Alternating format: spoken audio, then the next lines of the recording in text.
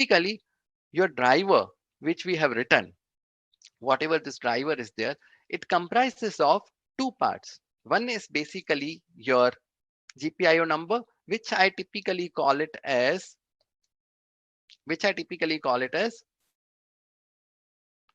hardware description.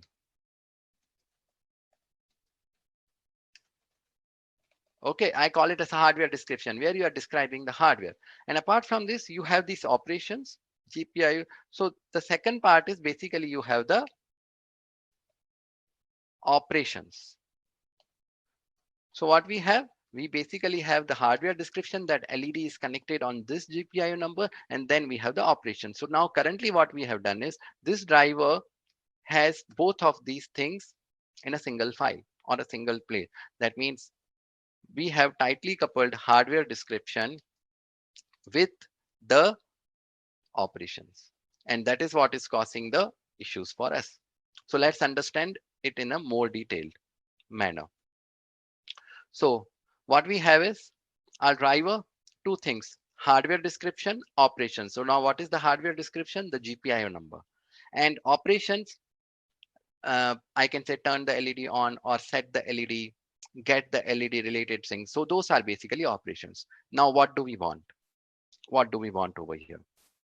We basically want to decouple the hardware description from the operations. Okay, then we will achieve the reusability. So let's say by any means, if I'm able to remove this information and can make my driver independent of that, then my driver can be reused. All right. So now, of course, from here, what we can understand is like my operations can't work till it gets the hardware description. So I need some means by which I can pass on this information from this guy to this guy. So I need the interface between the hardware description and the operations. Okay, so now see what happens is this is where your device model comes into picture. Now, what is the device model? Now, you might hear many things about the device model, but what I have understood from the device model is it is basically a design philosophy. It is basically the architecture on the basis of which the driver is written and the driver is basically designed in a Linux. Okay, so without this particular design philosophy, one thing is your code won't be accepted and your code will basically fall apart. So as a driver writer, it is very important for us to understand this architecture. Okay, so now in the device model terminology, the guy who provides the description, we call this as a device. Okay, so that means GPIO number, something which is providing us a GPIO number, we call it as a device. Similarly, the guy who provides the operations, we call it as a driver. So two important components of a device model, device and the driver. Okay, device and the driver. So these are the two important components. Now, of course, for my driver to operate, it requires the device. Okay, so that means we basically need some interface by which I device should be able to pass on the information to the driver. So that's where in between you have the bus. Okay, that's where you will be basically having a bus in between. So three components of a device model: device, driver, bus. Now this bus, we typically call it as a, typically we might use the terms like a core or whatever. Okay, so it might not represent. Okay, let me repeat two components. Two components are device and the driver. So device basically is the one which provides the information. So you will have a struct device for that. So for example, LED number, that is the one which describes the hardware. Now, when you come to this particular driver, it provides the operations. So you have a device, you have a driver. Now you basically need to pass the information from the device to the driver. For that, you require bus in between. Okay, so now typically you see you might have the USB bus, you might be having a something like I can say uh, PCI bus or something like that. So these are basically some physical buses which are available. Now what happens is there are certain buses which which are not directly kind of exposed. For example, if you see your controller, for example, let's say you have the SPI controller. I was showing you this stuff.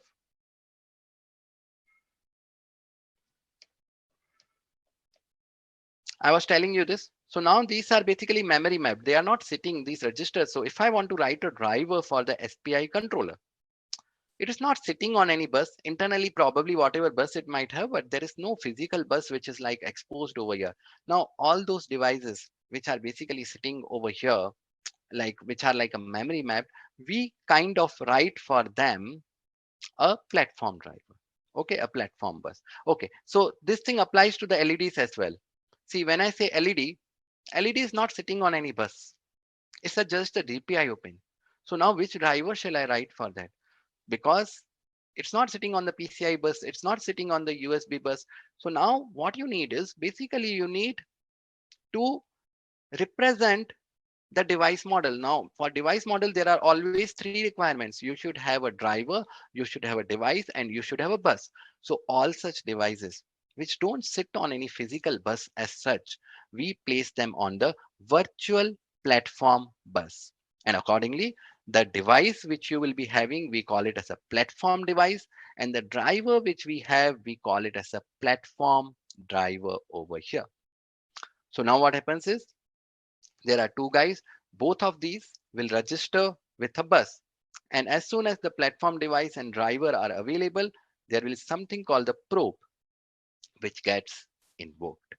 And probe is like a place. So I was telling you, like, you see, the information from the device has to be passed on to the driver. So probe is the mechanism by which the information about the device is being passed to the driver. So that's what the overall things happen in the platform device and the platform driver. So now this whole code which I showed you, this GPIO.c, what we do in our cases, this whole thing, what we do is we split it into two parts: GPIO LED driver.c, and then there will be GPIO device.c. So now you have got two parts: GPIO device, one which holds the information, driver, which holds the operations. So now let me open both of these side by side. This is the one, and this is the one. So now you see this LED number S53 comes from the GPIO device, and this one has no hard coding. GPIO number is being put as 0. Now what will happen is over here, when the probe gets invoked, we will have something called the probe. And in this probe, you will basically dynamically figure out when the probe gets invoked, that means device is detected. So what happens as a part of probe, this will be passed on to you as an argument. And this is where you are going to get the LED number. Okay, in this, I have not added that particular code, I believe. No, it's not added, but we'll have to add that.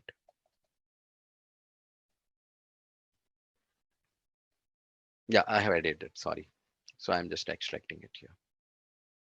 So now let me show you what do I mean here. I'm going to run it on my BeagleBone Black over here, this thing.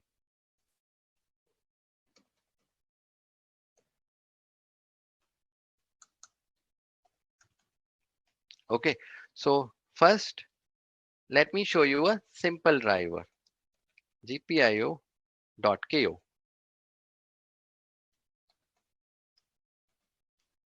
I'm just going to transfer this.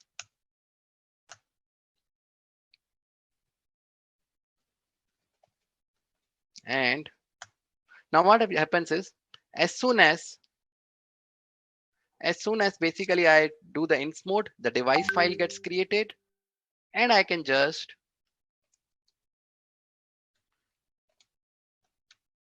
and my LED will come up, and basically it will go down. Okay, there is some basically at the that lowest level probably. Okay, 150 is not there. Okay, no worries. Now see what happens is, so what I'm saying is the device file gets created as soon as you do the ins mode. Now what I need to do is I have now split it into two parts. SCP I will do for GPIO LED driver.ko.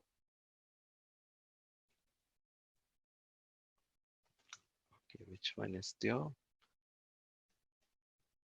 Okay, sorry. I think platform GPIO driver.ko and GPIO device.ko. Let me just transfer both of this. So remember in the earlier case, what happened? Sorry, my bad.